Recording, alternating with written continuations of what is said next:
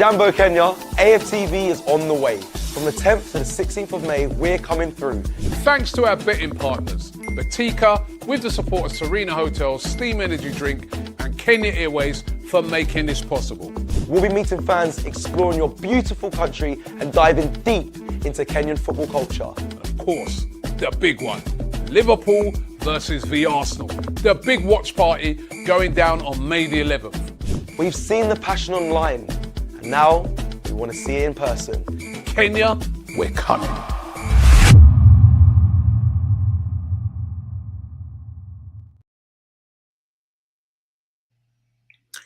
Hi everyone and welcome to another AFTV Live. My name is Laurie, I'm your host, and it gives me great pleasure to be able to introduce on the show today a fellow passionate Arsenal fan, one of my favourite AFTV characters, man like Stricto in the building. Where, Sir Bridget?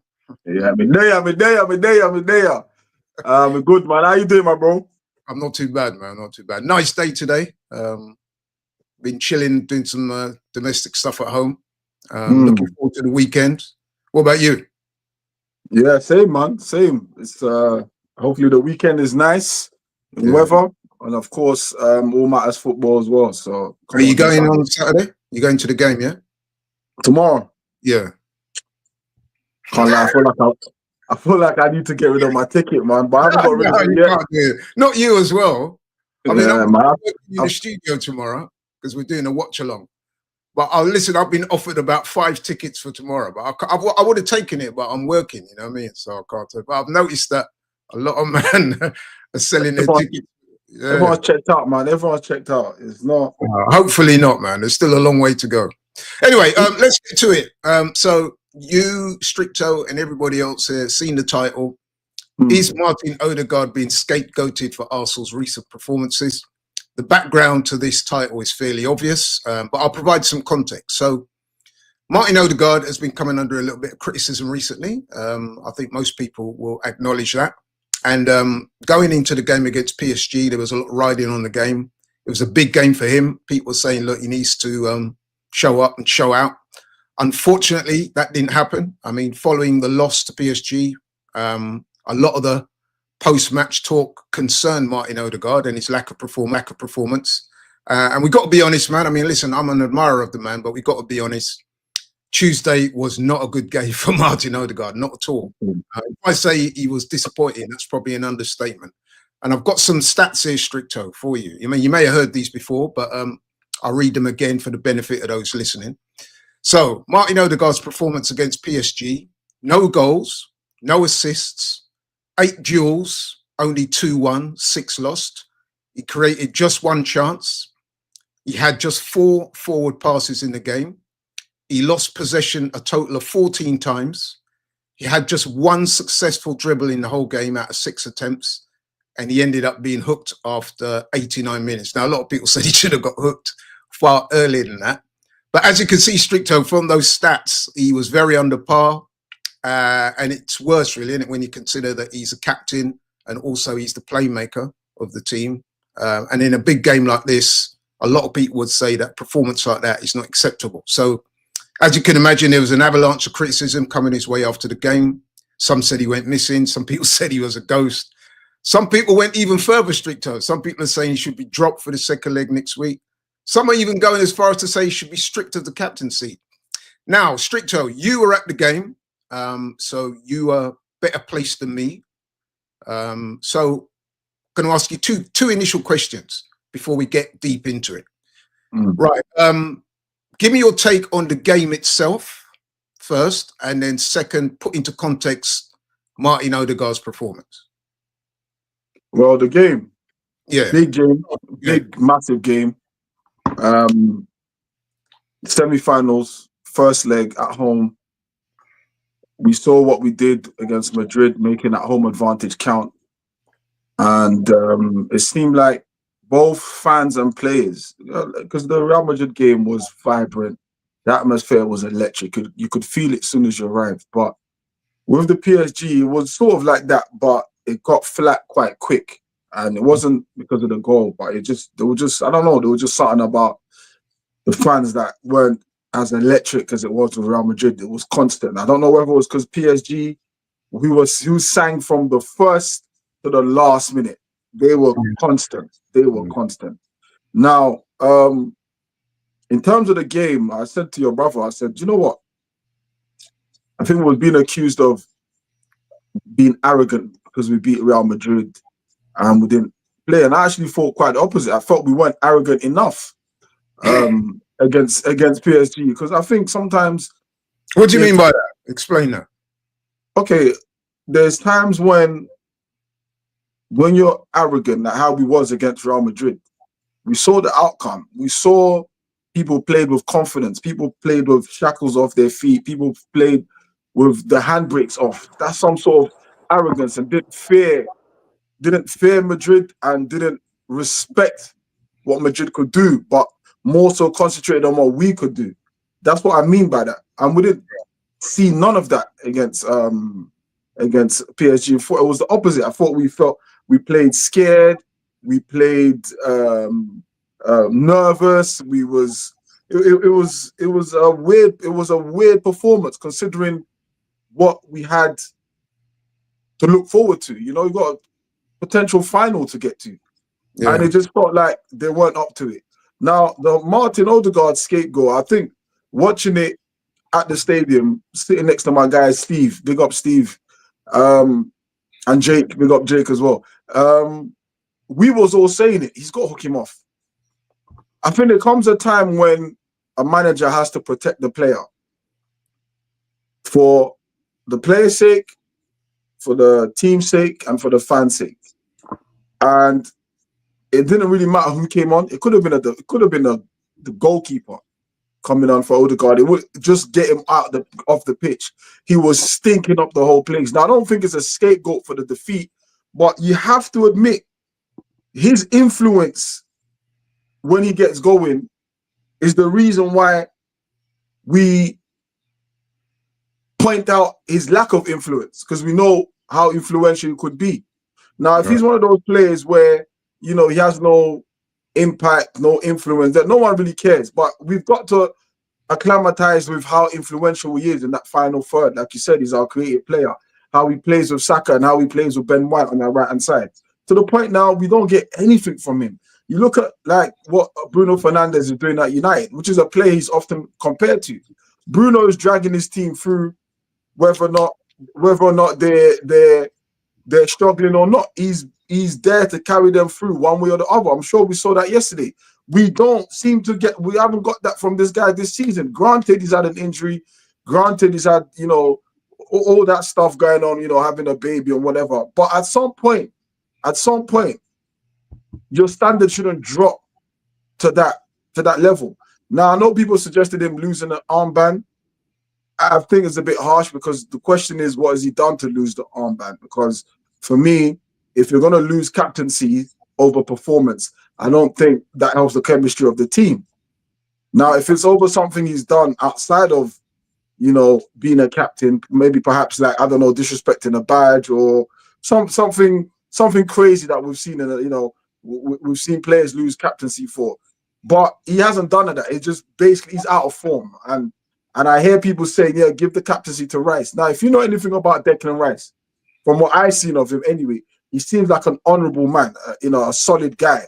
I don't think he would take that captaincy off of Odegaard in circumstances like that. Mm-hmm. Okay, well, yeah, I hear what you're saying. Let me play devil's advocate for a second, because you made some very good points there. But what would you say to those people that said that, listen, it wasn't just Odegaard that didn't play well that night. There was quite a few. In fact, I would go as far as to say there's only Miles Lewis, Skelly, the goalkeeper, and Saliba and Kivior that actually played well in that game. And Rice. Rice as well, yeah. So there was quite a few players, in other words, that didn't play well. So is it fair to just single him out like that? But the singling out isn't just based on the one game. I think it's a frustration of an accumulation of games. Right. You can literally count backwards how many games he's been involved in, and he's other than what game was it at home when the Kivior scored? Was that against Brentford? Was it Brentford? Yeah.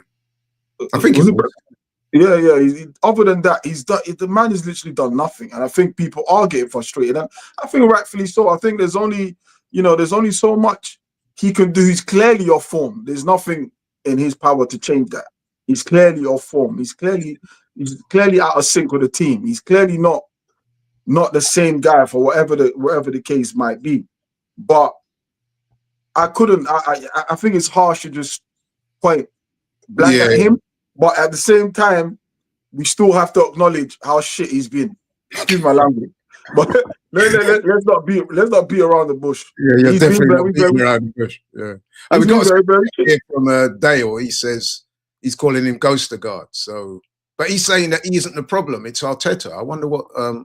I'd invite Dale to comment on, expand upon that point. What does he mean? It's Arteta. I think what he's getting at is, maybe I might have touched on it earlier. It's about protecting the player, and if the player's not playing well, bring him off, bring someone on. I think he might be saying that. Arteta's possibly piling that pressure on him and not protecting him. Got another super chat here. What do you make of this one? He shouldn't be captain in the first place. I mean, are we being a little unfair? I mean, a couple of seasons ago, this man was winning back-to-back player of the seasons. Now, I know he's been off form this season, but is it... So, in other words, what I'm saying is we know he's got the talent, so should we be a little bit more understanding? He's had injury, he's had illness. As you said, Stricto, his wife has had a baby, so there's new responsibilities around that. Who knows what's happening in terms of how that's affecting him, sleep and all the rest of it. Is there mitigation there? Or they're solid. Every reason we've mentioned are solid. The possible real factors that could play into it, but it just, for me, it's not about whether him raising the levels, but at least be consistent. There must be a standard that you set for yourself, and he's just below those standards. Or the fact he's going below and below, he's getting worse and worse and worse and worse. So for me, whether or not he's captain or not, it doesn't really make a difference. I mean, I get here from is it Legend? Well, he's calling something. Anyway, thanks for the super chat. There's no message attached to it. He just wanted to give us money. Go on, Legend. You're a legend. We'll take it, man. We'll take it.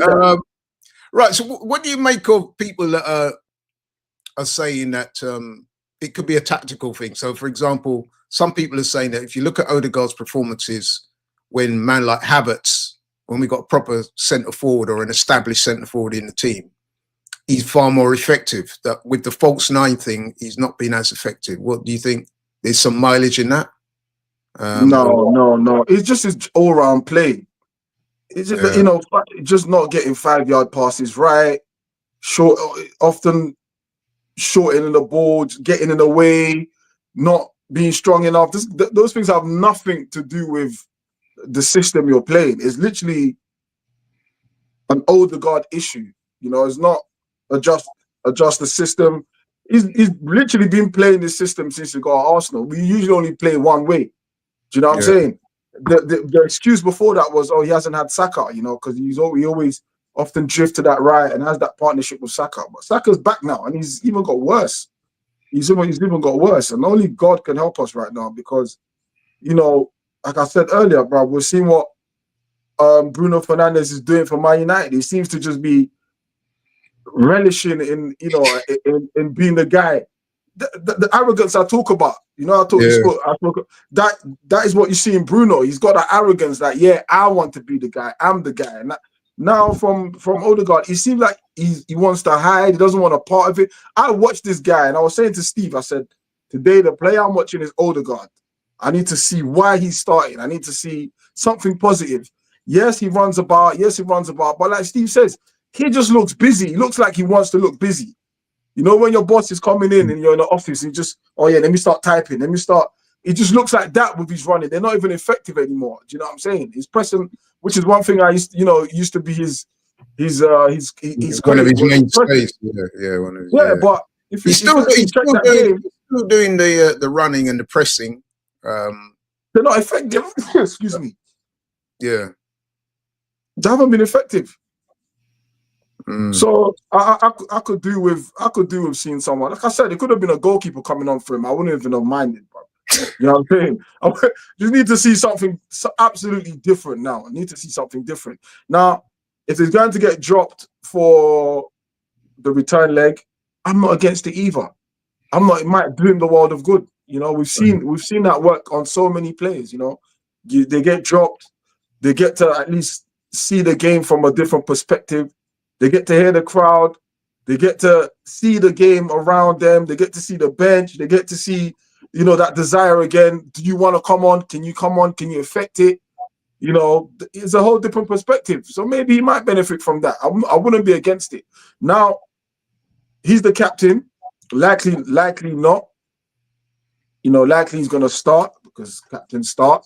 And, you know, I did say to Robbie, sorry, I said, it wouldn't surprise me if he had a very good game against PSG in the return leg. It was just one of those things that I feel was coming. I feel like he's due a break.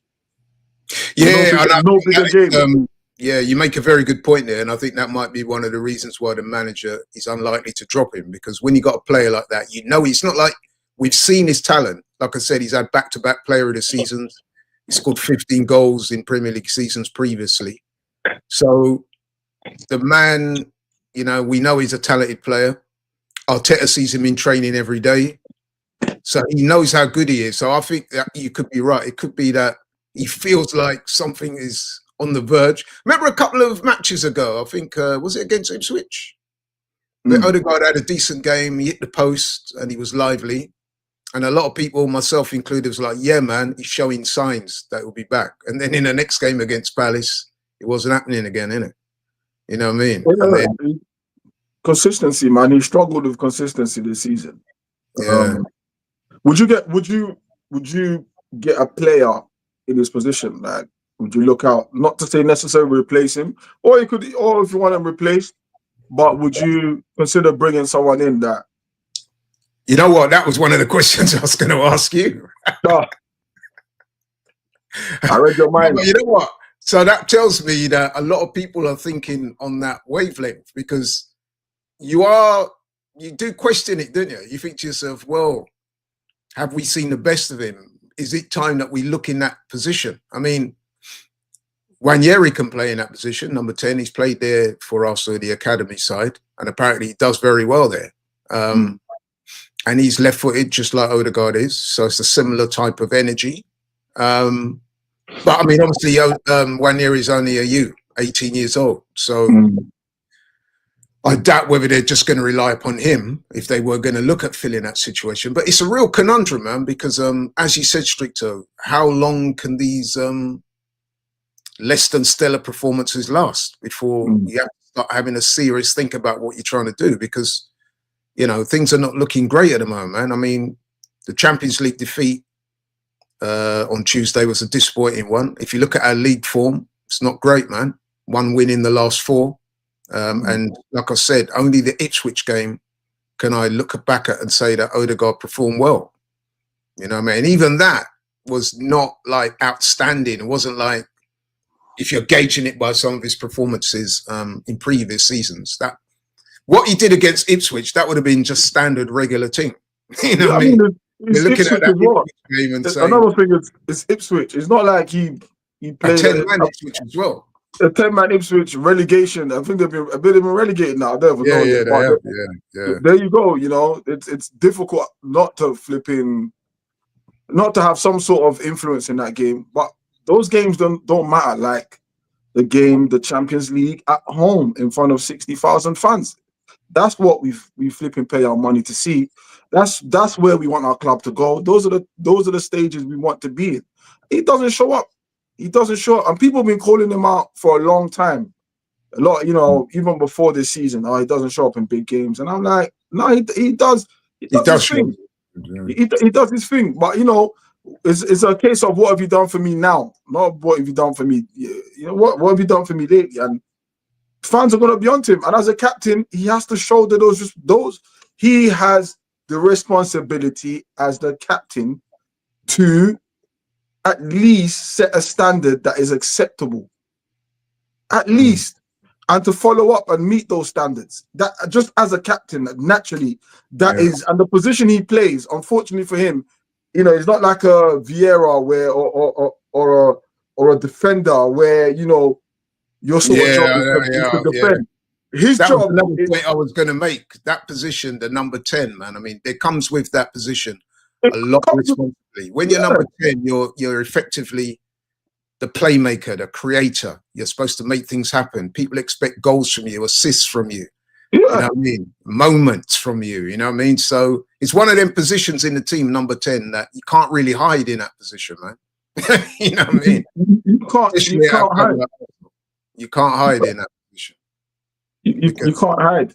And you know, back to the question you was going to ask me, I think when he got injured this season, early part of the season, I think at that point I said, you know what? I think we need actual someone that can come in. I know Waneri's played there, but whether or not the experience, because it is a heavy, that position itself is I'm not saying he won't excel, of course not. He's a very talented boy, very talented player, high intelligence, high IQ, very energetic. We saw that even the minutes he came on, how energetic he was. So I have no doubt in my mind that he could play in that position.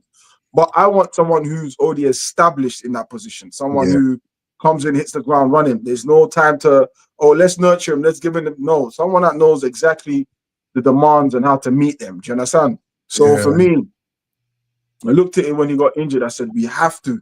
In fact, I would even prioritize it over a striker, if I'm being honest with you. Really? If I'm being honest with you, because it's one thing getting a striker, and there's another thing getting a striker that doesn't get the service. Yeah, that's true. Yeah, good point. You know, that doesn't get the service. You know, we know Saka's gonna produce. We know, but how we play sometimes, we need to have a different way to play. You know, we need to have. There's no point getting a man who's a animal with pace and power, and it doesn't see us, barely sees a through ball. Always the ball has to always coming from the channels for him to be in and around the box, and it can be predictable. You need different ways to play this game. You know, so I would 100%. I think we need that 10 type player. You know, and just maybe it's really baffling. How can his form just fall off a cliff like this, though? How can he go from being player of the season 2 years on the trot? I mean, most players, right, they have a dip. I mean, so for example, look at Cole Palmer at Chelsea.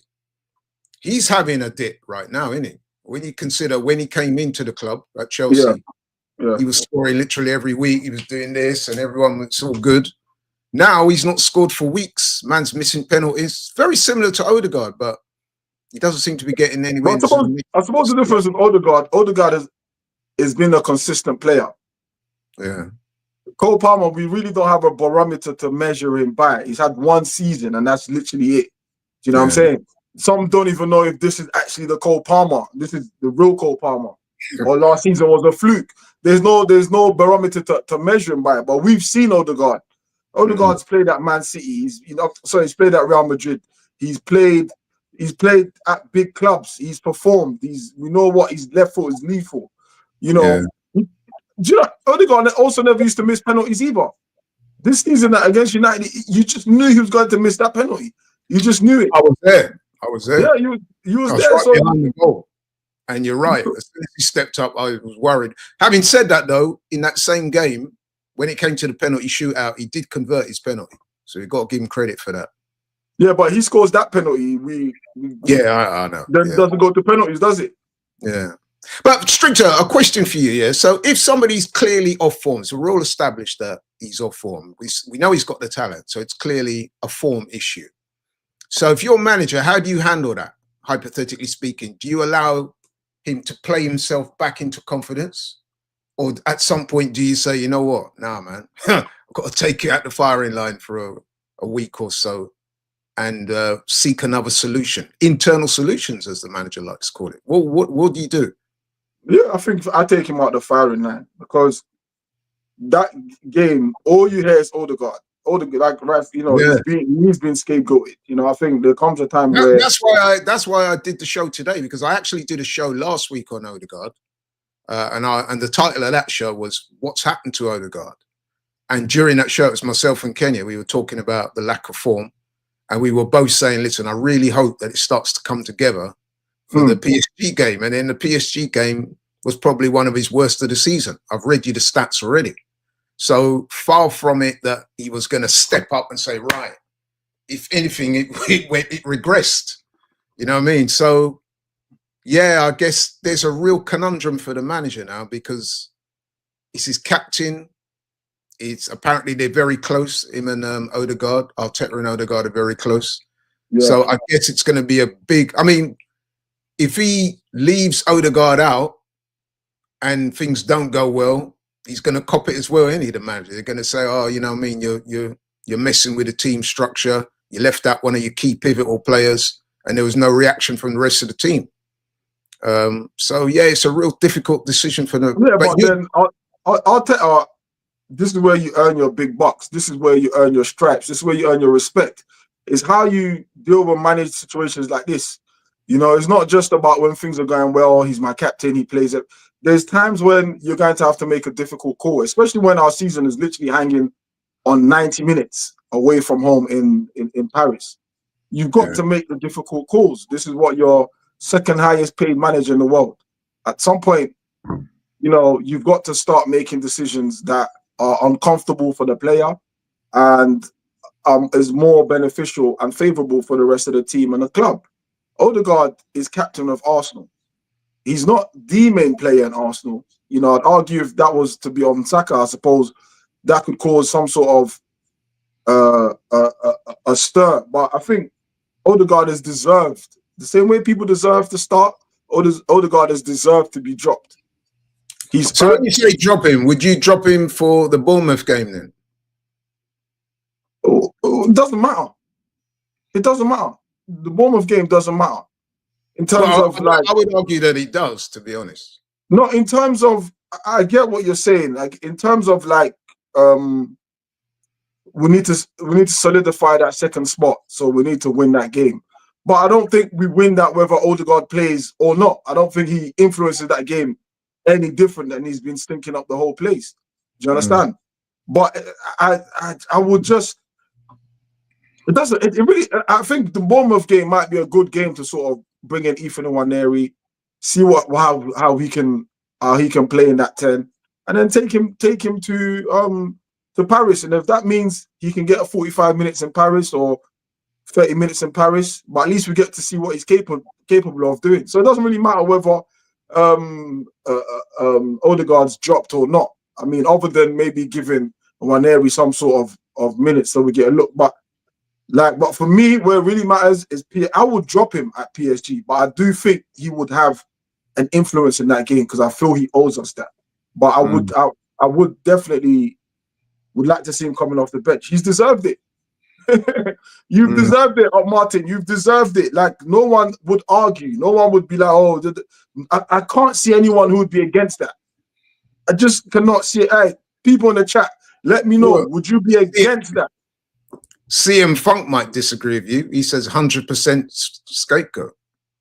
Yeah, I mean, I agree. That's what I said. That was my point. I said I don't think that defeat was all on his head. I don't believe that. 100%, I don't believe that. But like I said, he has a responsibility as a captain, and the position he's playing is very pivotal to our attack. And unfortunately, if he's not meeting those standards in that position, then he's got to sit down. But that defeat doesn't lie on him. If I'm being honest, that defeat comes from that Real Madrid game with Thomas Partey picking up that yellow card.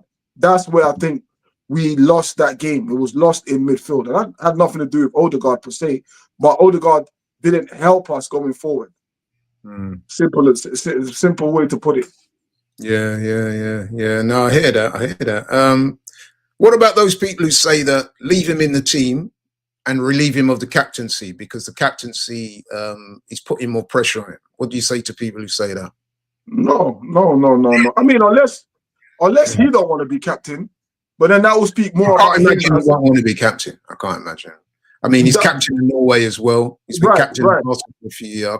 I don't see a world where he will want to be relieved of the captaincy. I'm just thinking that some people have suggested to me that if they take the captaincy off him, a bit like cricket. I know you're not a cricket fan, Stricto, but they do this quite a lot in cricket. If This is the second week in a row you're speaking about cricket.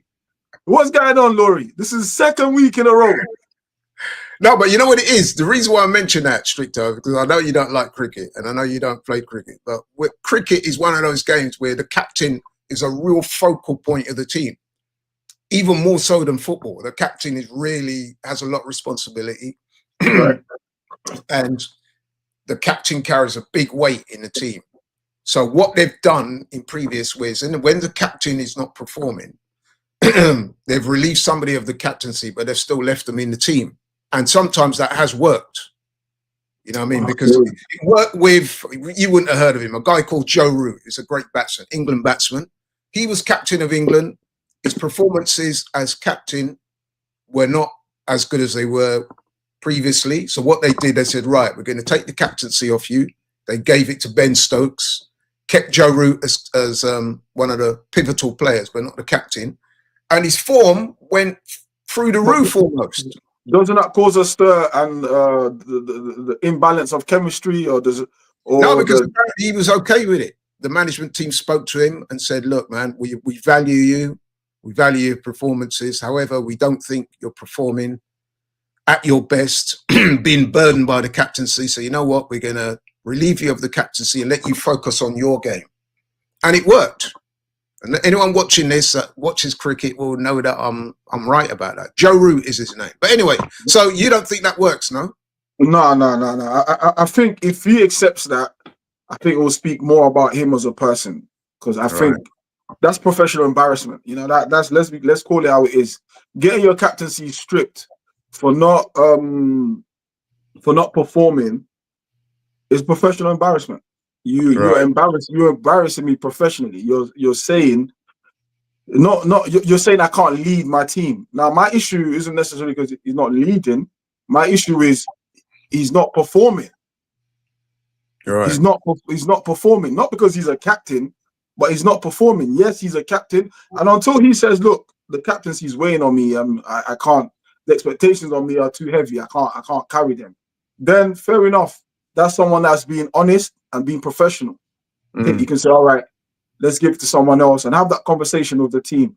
Look, the burden's is a lot for him to carry at this present moment in time. He doesn't feel, he can lead the team. That's professional, and I think that's respectable and admirable.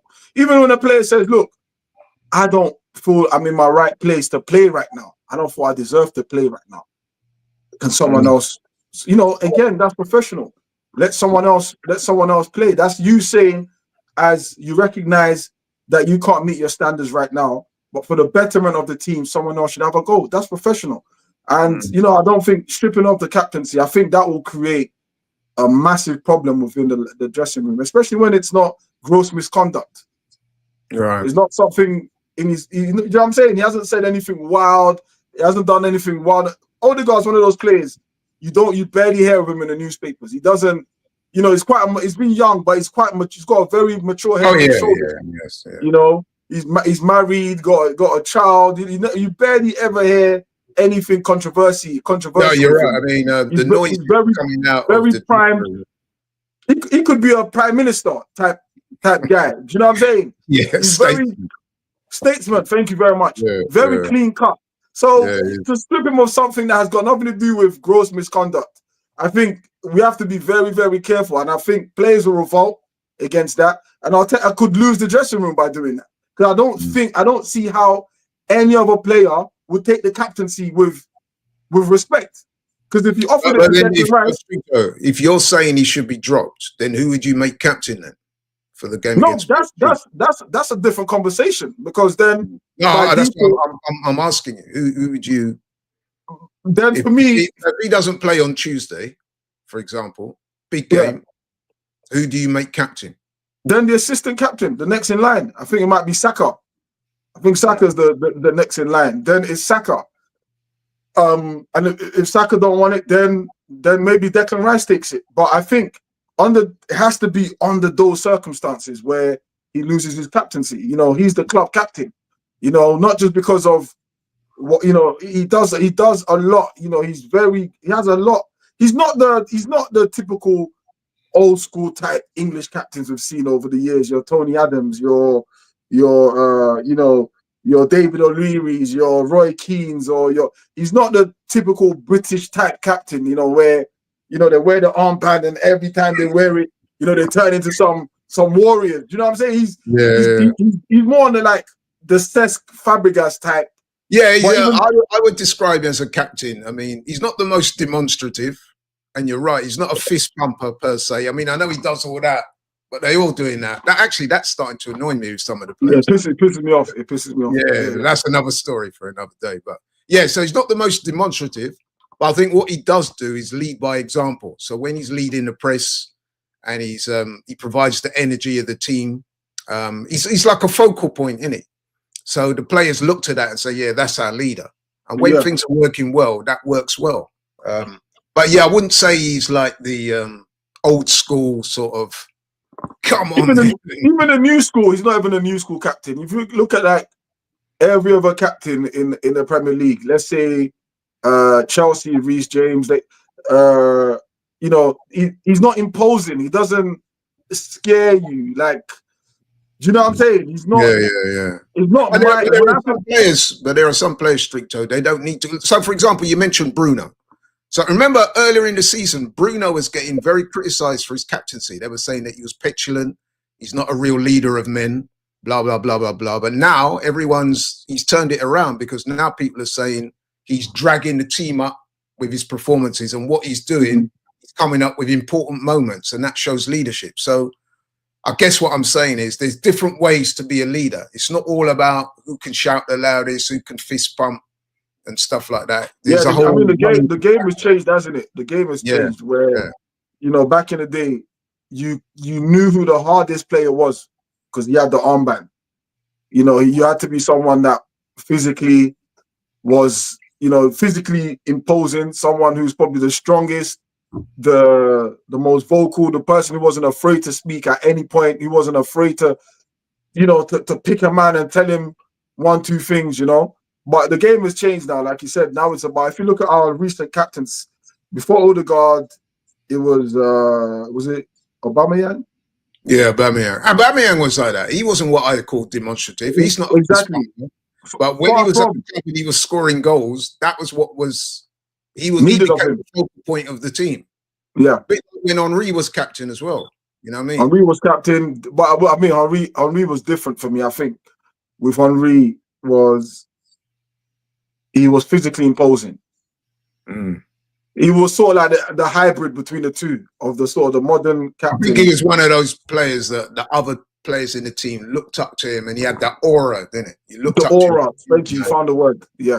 He had that aura. So you go into battle with a man like that because you feel confident that no matter what happens, you're probably going to win or you're not going to lose with a guy like Henry in the team. Yeah. That's probably the effect that he had on him. But with Odegaard at the moment, obviously that is not the case because we're not playing well and we are losing. I mean, we're not losing every week, obviously, but what do you? So you would drop him and bring in Nwaneri. Now, this is an interesting point from Amson. It says Nwaneri can do everything better than Odegaard. He can shoot, pass, dribble, drive with the ball, score goals better than Odegaard. I'm not going to use the word he says there, but he means Odegaard. So you think that the manager should go with Nwaneri for the game against Bournemouth and PSG? Is that what you think the replacement should be? I think Nwaneri should start getting more minutes. We need to see that 10 role. We need to see. That's a risk, man. It's a big risk, but like I said to you, this is why you should be able to earn that 15 million that you're paid every year. You're not afraid to take risk and make the big calls. If they fail, they fail. But they prosper. Then everyone says, "Wow, that's why he gets paid the big money because he makes these kind of calls." It's an interesting suggestion, but I would put it to you, Stricto, that he's not going to do that. You know why? Because we only got to look at how he's been so far as a manager. He tends to be what I call risk averse. In fact, I'd go further than that and say that he's not a very proactive manager. That's one of my criticisms of him. I'm going to say that here and now. I've said it before anyway. So, for example, you saw the other night,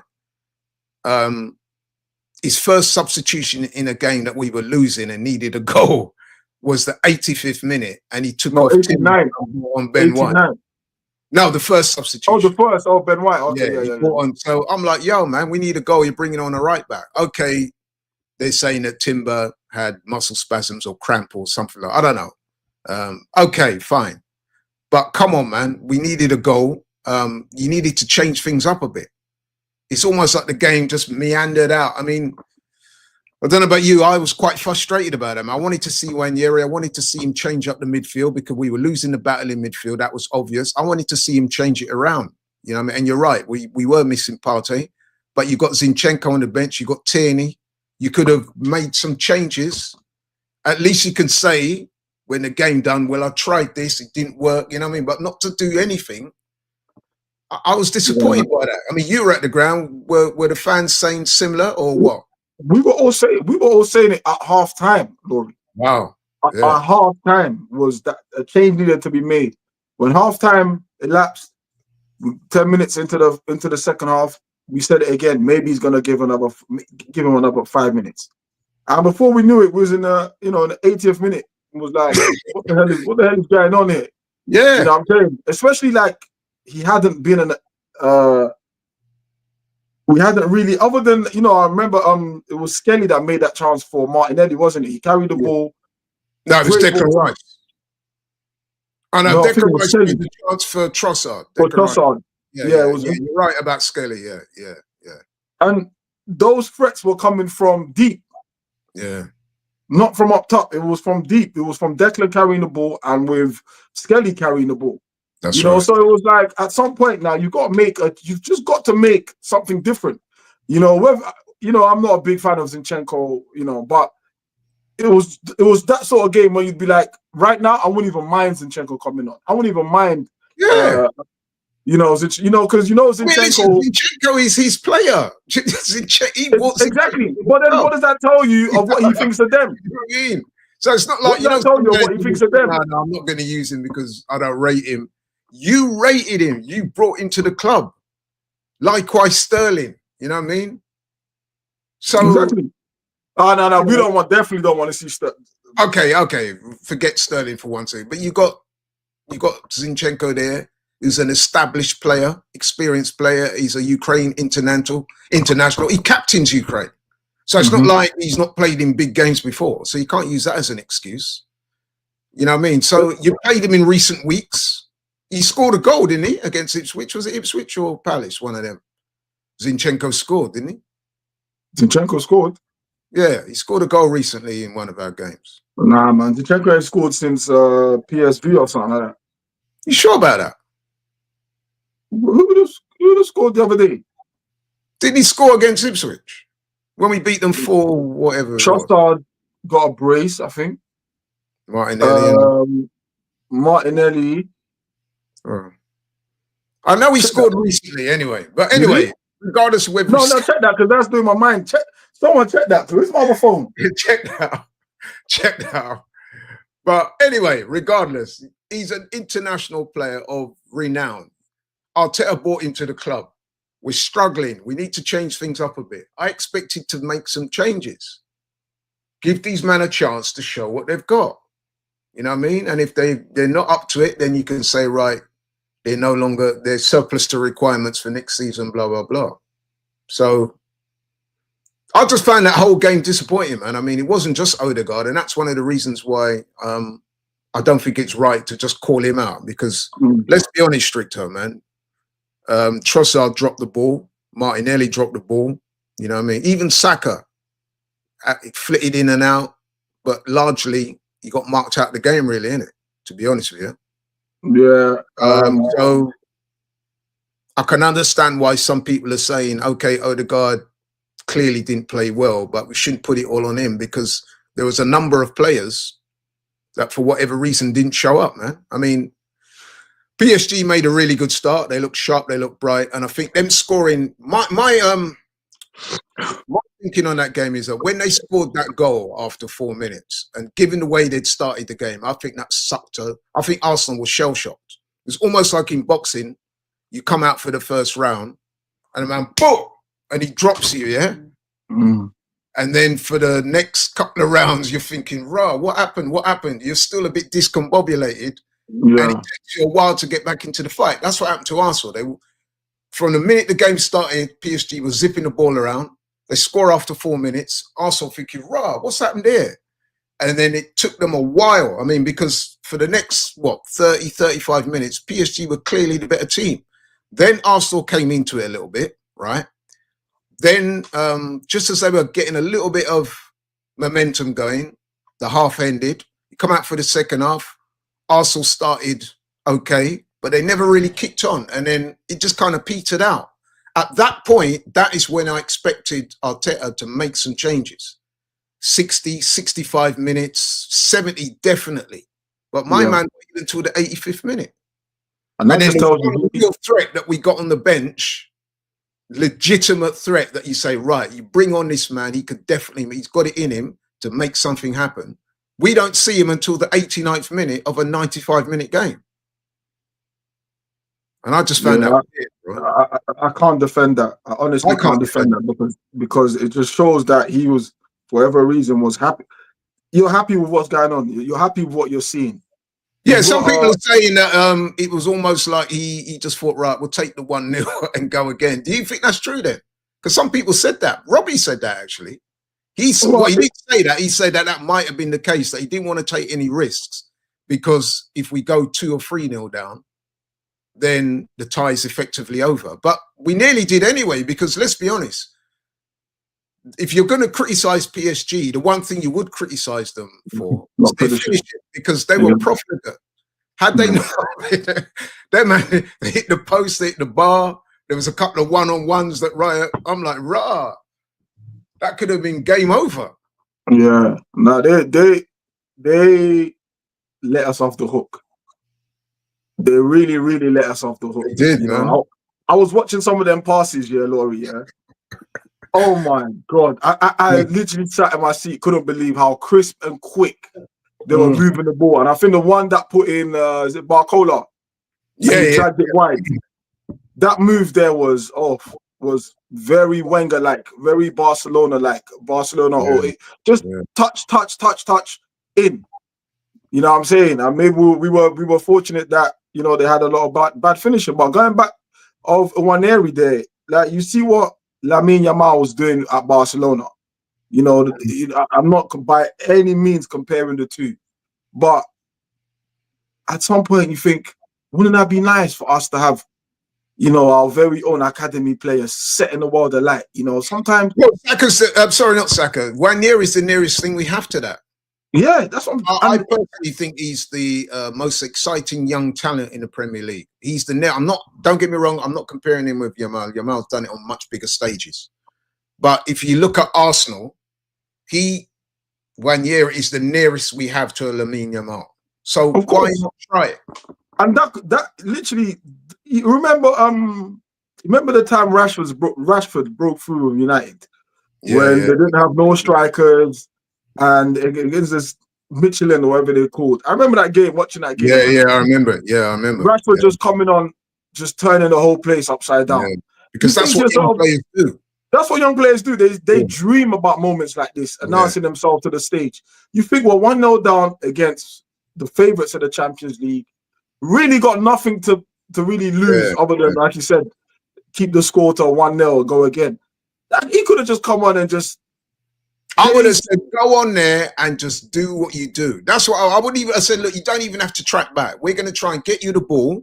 When you get the ball, I want you to run at these men. To run at them, yeah. Run at them and create havoc. I wouldn't even be filling up his head with too much tactics and none of that. Put the iPad down. Put the iPad down. No iPad. Listen, I'd have looked him in the eye and said, listen, when you get out there today, I'm going to make sure them man get you the ball. You run at your defender, and I don't care if you lose it. As long as you lose it in their half, not in our half, I want you up the pitch, running at man, shoot on sight. That's what I'm telling him. I want you to go out there and impact the game. That's what I would have told him. I Yeah, know that sounds right. easier said than done, but that's what I would have done. And sometimes players revel under that. Yeah. Rooney was one of those ones where he didn't need much of the iPad and just go there, just do what you're doing. Don't Do you know put too what I'm much saying? in his head. Yeah. Let it just come natural. Don't overcoach it. You just say, go out there, you know what I mean, and do it. Do what you do in training. That's what I would have said to him. I want you to treat this like it's a training match. Go out there, bang. I'll take the responsibility if it goes wrong. That's on me. I want you to do what you do best. Run Exactly. at man, take on players, shoot on sight. Exactly. You know what I mean? But anyway, that didn't happen. This is an interesting one. This is that name, Thofik. Anyway, he says, guys, this is the time we need to be together, support our players, but we are just blindly hating the players. We need to back them up. We are playing Champions League semis, trust our team. What do you make of that comment?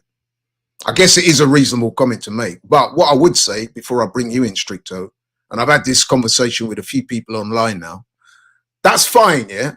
Support the players, rear. But at the end of the day, players have to be held to account too. You know what I mean? What I would say to Thofik is supporting Arsenal is not a cult. It's not everything they do that we're going to say, yeah, man. You know what I mean? Because when they play well, I mean, this is a point I was saying to somebody the other day. When we bopped Real Madrid, everybody was praising, high-fiving, labeling Arteta as, oh, he's arrived, he's shown, he's out-coached Ancelotti, this, that, rare. We were bigging up all the players, and quite rightly so, yeah? But what I'm saying, the corollary to that is when things don't go well and when there's been obvious mistakes, I think we're entitled to call it out. What do you think, Stricto? 100%. I think it's not hating. Criticism isn't a bad thing. No. It's equally as good as, equally as effective as praise. It's equally effective as praise. It's just one of those things where it doesn't mean come Wednesday night that I'm just gonna be booing a player that I criticize. No, I'm still gonna. Yeah. I still want the player to do well. I will celebrate anything positive the player do, and if the player needs, kick up the backside, equally give him that as well. Do you know what I'm saying? Yeah. I just think people often just look at these things quite linear. Like, do you know what I mean? It's like, oh, if you're not for them, you're against them. No, listen, I've criticized many a man, I've criticized the manager, but doesn't mean I don't think Arteta is my manager. I think Arteta is the guy, but I've criticized him plenty of times. It's all online, Yeah. So I can say something, I can acknowledge when you can't have it both ways. You can't have just the praise when you do well and then silence when you do bad. No, it's I've got to say, listen, you're not performing to the levels we know you to perform. And you also got to look at it. The reason why there is a lot of criticism is because these players have set a benchmark that we know, that we recognize. So when we don't see it, we call it out. Yeah. We call it out. No one's ever said a shit players, why is he not playing like this? We know you're shit. No one's mad at what you being shit. But when you're good and your levels of drop, people are gonna call it out and say, "Yo, what's going on?" It's not. I think I've been quite fair. People like me, you, and a lot of the guys at AFTV, we've tried to be fair. Now, one thing about me, I try to be measured in my criticism. I mean, I'm a lot older than a lot of the guys on the channel. I see things kind of differently. So when I'm criticizing somebody, you'll never hear me be personal towards an Arsenal player. I don't think I've ever done that. I don't call people names. I don't get personal with man. My criticism is my honest opinions of someone's performance. And like I said before, and I'll say it again, I'm on the record as saying that Odegaard is one of my favourite players at Arsenal. When he was drawing fire, as they say in Jamaica, winning player of the seasons 2 years in a row, I was one of the first ones up there. Odegaard, you know what I mean? So, but we got to be honest, man. The man's not playing well at the moment. He's underperforming, and you know what I mean. And so he's going to get called out for it. So anyway, I think that's the balance that you offer, Laurie. Yeah, it's never personal. Yeah, it's never personal. It's with me, man. It's the game. It's the game, and when you get older in life, Stricto, one day you'll get to my age. Hopefully, I hope and pray. Hopefully. But you learn as you get older that it's not always about throwing insults out there. I did that back in the day when I was a lot younger. I did do stuff like that. But now I'm a lot more measured. And if I criticize somebody, it's because I've thought about it first. I don't just go out on a limb. Yeah! No, that's not what I do. You know what I'm saying? I don't do that with football, boxing, or anything. Anything I do, you know what I mean? But anyway, Saka's older brother says, let's not forget Odegaard's quality. He's underperforming at the moment, but the quality doesn't go. The responsibility of being a new father and captaincy for Arsenal is too big for him to balance at the moment. Now, I do agree with the first half of that about the quality, the underperforming and the quality not going. I mean, I'm a big believer in the saying, form is temporary, class is permanent. However, the last sentence of that, Stricto, I'm not too convinced. The responsibility of being a new father and captaincy for Arsenal is too big for him to balance at the moment. It shouldn't really be. And you know why I say that as well? It's because he has been playing for Norway, right? Whilst he's been come back from the injury, whilst he had the illness, and whilst he's had the baby. And apparently for Norway, he's been playing really well. So I'm not sure if that aligns, you know what I mean? I personally don't think the captaincy has anything to do with his performance. I agree it's a factor of expectation, but I don't think it has. I don't think, you know, it's what's making him this bad. I think all that does is sort of puts the light on him, because as a captain, there is an expectation, especially in that position he plays. However, take the captaincy off of him, I don't think that changes anything per se. I just think he's having a really bad time. And listen, with me, with Odegaard, I'll always remember what he was like last season and the season before. I'll always remember the goal at Spurs. I'll always remember the goal against United. I'll always remember all these things he's done. So for me, I can't have recency bias, but I can definitely recognize he's playing shit. You know what I'm saying? I can definitely recognize that. Yeah. He's not playing. You know what I'm saying? You don't become shit overnight. You know, like you mentioned Cole Palmer earlier, and I suppose the key difference between the two players is I have records of Odegaard over the years playing well, so I know this isn't his standard. With Cole Palmer, not only that, I think that the level of scrutiny is different for Cole Palmer, because number one, he's not captain of Chelsea. I know he's one of their main players, but he's not the captain. They're not playing Champions League football. They weren't challenging for the title. So he can slip under the radar a lot more than Odegaard. You're captain of a team that's supposed to be challenging for the title and going for Champions League. They're all very high profile games. So that is a difference. So whereas Cole Palmer can slip under the radar, people will notice, don't get me wrong, but it's not going to be the same level of scrutiny. Odegaard now is very different, because he's the captain, the focal point. When the team is not performing or when they lose like they did on Tuesday, everyone's going, oh, man, you know what I mean? So it goes with the territory. It's unfortunate. But then, like I said, Stricto, if we win and he plays well, he gets all the plaudits. Everyone's, Odegaard, rare. So that's how it changes. It changes in a New York minute, man. It can change that quick. Yeah. One goal or two, a brace, everything is forgotten. Absolutely. And that's why I slightly disagree. I'm hoping with you, even though you're my guy, I'm hoping that he does play on Wednesday. Let's give him one more chance to see if he can, you know what I mean, turn it around. Because I do think that if he does catch fire, he could be the difference. He's that good. On that note, because we've got to finish soon, Stricto, would you make any changes to the team? I know you said you'd drop Odegaard. Is there any other? You said you'd bring in Wanyeri for Odegaard. Anyone else? I mean, Partey's back, so that will change the midfield. So presumably in midfield, you're going Partey, I'm going Rice, Wanyeri, and then Marino resumes that forward role instead of Trossard. And then the left Martinelli, the right Saka.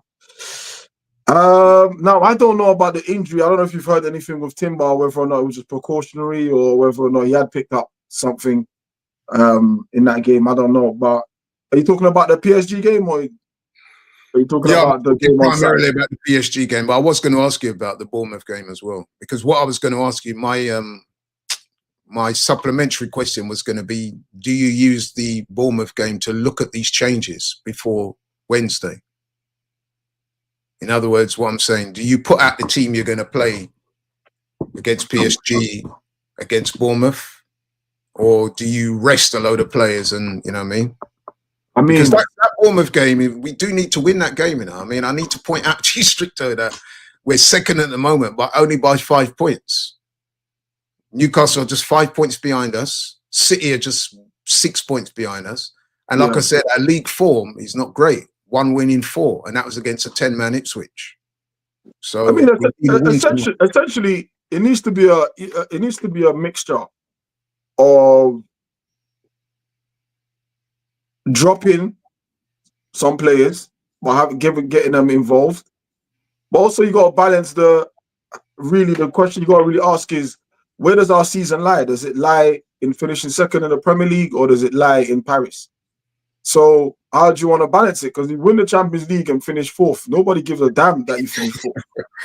That's true. But we did have that conversation in our previous shows, and I was like, well, the higher you finish for me is always good as well, because like you said, aesthetically it looks good on the table finishing.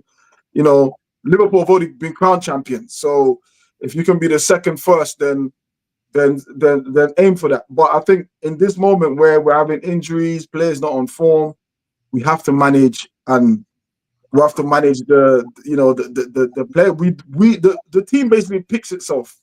Yeah. On a normal day, it picks itself. You know, we just don't have. Talking of injuries, I've got a couple of updates for you.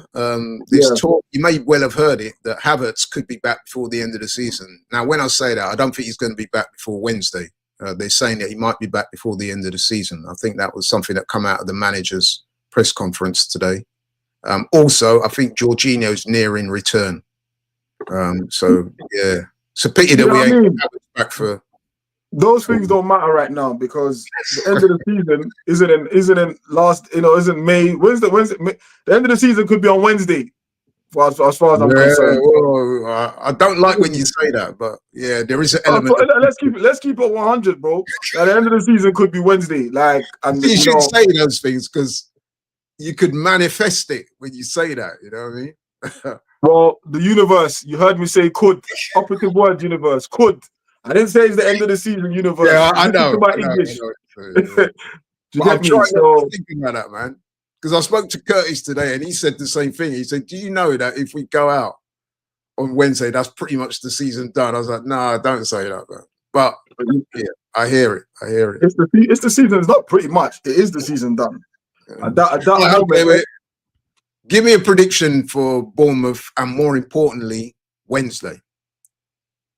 Actually, let's start with Wednesday. Can we? Do you honestly think that we can turn it around? Yeah, I think we can. I think the damage wasn't as, like you gave the boxing analogy. First round you get dropped, but yeah, you haven't had a cut above the eye that's going to. Yeah, you just discombobulated. Yeah. You're discombobulated. You just need a bit of more time. You need, you know what I'm saying. You need those breaks in between rounds. To power get up your again. mind up. Right. Do you understand? So it's not a cut above the eye where it's like there's going to be a problem throughout the fight. So I don't think it's one of those things that we're going into Wednesday with. It's more than recoverable. We saw if we saw the 3-0 against Madrid, they couldn't recover from that if they tried. So it's not one of those. We get a goal, even if we don't get a goal first. It's still not the end of that. It definitely makes a mark to the climb. First, really. I think if we we need to score first. Yeah. We need to score first and then manage it from there. But if it's 0-0 to the 85th minute, the game's not done. One goal to the extra time. And so I suppose we are in a place where it's more manageable. Yeah, it's not an ideal. We don't have to throw the kitchen sink straight away. Some people have said to me, right, that PSG are a good, what they call on top team. Right, I have this on good authority because it comes from Stuart. You know Stuart, the Parisian Stuart, PSG fan. PSG he said that they can crack under pressure, and there was evidence of that against Villa. You know what I mean? Yeah. They can. Because they're a young team, innit? Young teams do that kind of. He said that they can. They're a better on top team. So he said that if he's worried that if Arsenal score first, then they might start feeling the pressure. You know what I mean? So and then it will go back to all the chances that they missed. It will go back to why did could have scored those chances, and it starts to play in their mind. You know, like you said, they're young, so yeah. But you'd have to make them favourites. But like you, Stricto, I do think there is a way we can win. We're definitely not out of it. We've just got to believe. We've got players who can turn it on in big games. So let's hope that we go there and make a good start. I mean, just the way like PSG made a good start against us at the Emirates, we've got to go to the Parc des Princes and make a good start against them. And if we can do that, get a goal, all of a sudden, things start to change. Let's see what they're made of when they go a goal down. You know what I mean? Exactly. And the Partey thing is a really big deal because massive deal.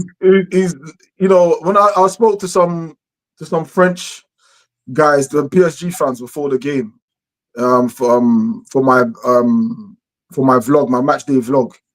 People check that out, Strict on YouTube. I had to do a little drop there. Strict. So I spoke to them and essentially I said, another question I always ask rival fans that we play against on a vlog is, who do you fear? Right. And one of them said, lucky Partey is not there. Wow. But he fears Rice. You know, he thinks Rice is a world beater. But he does think Partey not being there alongside him sort of limits him a little bit. So Partey coming back will definitely galvanize the team. Will definitely have PSG on the ropes in terms of the midfield. You know, you have someone who's he's been arguably one of our most consistent performers this season, Partey. So yeah, definitely. You know, so contract, by the way. I think Tuesday is a big case for him to get one. Yeah. Him not being there, we saw what happened without him being there. So it's a big case for like somebody better start printing them papers and get the pen out. This is what life looks like without Partey. Oh yeah. What I'm hearing is that he wants a 2-year deal, and the club are only prepared to offer him 1. That's what I heard. I don't know. That's what I'm hearing. But let's hope they can sort it out, because I would like to see him stay, man. I must admit. I know Zubamendi's coming in, but like you said, Stricto, we've seen life after Partey, and it doesn't look as good as life. It doesn't look rosy. It doesn't look rosy, man. You know and you know, one of his best attributes is for someone his age, he's able to slow the game down at his pace and pick it back up again. You know, and sometimes you need that in a game where you know everything's too intense. You know, you need someone that's just gonna just remind you, let's not burn it out too much. Let's just slow it down, you know, and then pick it up when we need to. He's also a lot better on the ball than people give him credit for, man. You know what I mean? No, 100%.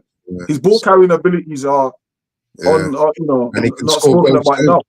Yeah, he scores goals too. Look at the goal against Palace. That was one of the best goals of the season so far. Brilliant goal. Yeah. Anyway, Stricto, man. I didn't ask Bournemouth. I didn't ask you about the prediction for that. All right, so okay, let's start with PSG. I didn't give the prediction for PSG. I think it might be. I'm hoping for a 2-0 from the boys. And then for Bournemouth, I reckon we'll beat Bournemouth. I reckon we'll beat Bournemouth like a 1-0. It'd be a very boring game. I think it's gonna just be a very boring sort of like, hurry up, ref, blow the whistle. We're trying to get to Wednesday here. I think, or we might even lose it because we might have the eye on. Actually, let me revise that. I think we might lose that game because I think we'll have our eye on the PSG game, and I think Bournemouth will pick it up. Bournemouth are on a pretty mediocre run of form. They've been drawing and losing recently. We've been drawing a lot of games. But we're at home, so I expect us to get the win. And I'd like to see us win because we need to go into Wednesday with some momentum, man, especially after the disappointment of last week. The last thing you want is to lose another game because then the mood is down, you know what I mean? What you want on Saturday is a good win so that everyone's upbeat for Wednesday. There's energy going into that game, you know what I'm saying? But I'm saying that PSG lost their game coming into the game against us. That's true. And that was a surprising loss as well, you know what I mean? And they had a full-strength team out, apparently. Yeah. You know what I mean? But anyway, Stricto, my guy, you know I could talk to you all night, you know what I mean? Likewise, bro. So thank you so much for coming on. I've really enjoyed it. You always make some excellent points, as usual. And yeah, man, it's been good. Thanks to everybody in the comments for submitting their comments and their opinions. We respect and value that. Also, all the people who submitted super chats, thank you so much. Really appreciative.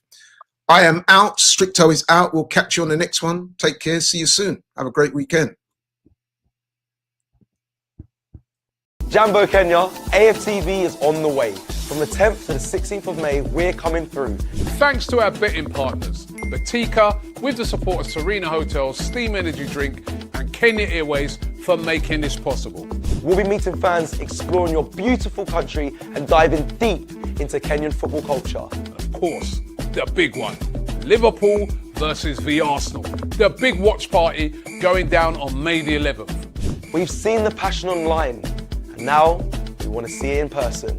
Kenya, we're coming.